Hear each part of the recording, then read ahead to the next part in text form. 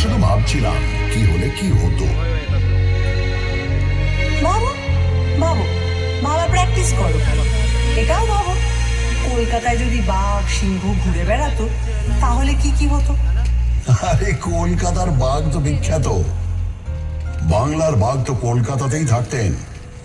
1857 সালে হওয়া কলকাতা বিশ্ববিদ্যালয়কে বছর 50 পরে দায়িত্ব নিয়ে একেবারে নতুন রূপ দিয়েছিলেন এই বাঘ, আশুতোষ মুখোপাধ্যায়।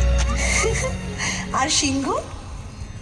হ্যাঁ, সিংহ তো ছিল, কালী প্রসন্ন সিংহ, যিনি এক হাতে অনুবাদ করেছেন মহাভারত আর অন্য হাতে আমায় নিয়ে লিখেছেন হুতম পেঁচার নকশা।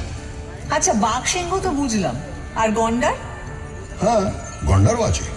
গন্ডার হচ্ছে তারা যাদের চামড়া ভেদ করে কলকাতার অবিশ্বাস্য মনীষীদের কথাগুলো ঢোকেইনি। রামমোহন রায় তাদের কাছে পাটকেল খেয়েছেন, আর বিদ্যাসাগরকে নিয়ে তো ব্যঙ্গ করে গান বেঁধে ঘুরে ঘুরেও গিয়েছেন তারা। এগুলো বরং প্রমাণ করে ওরা সময়ের চেয়ে কত এগিয়ে ছিলেন। বিবেকানন্দকে শুনতে হয়েছে তিনি নাকি সন্ন্যাসীই নন, লেচ্ছ দেশে যান, মাংস খান, অথচ তিনি শিকাগোয় গিয়ে ভারতের জয়ধ্বজা উড়িয়ে এলেন অসামান্য বক্তৃতায়। তার গুরু রামকৃষ্ণকে শুনতে হয়েছে তিনি নিরক্ষর, আর তিনি তার সহজাত বোধ ও ধর্মজ্ঞানের ছটায় চারপাশে জড়ো করে এনেছেন শ্রেষ্ঠ মনীষীদের। তার যত মত তত পথ শুধু ধর্ম নয়, শহর কলকাতার জীবনযাপনেরও দর্শন।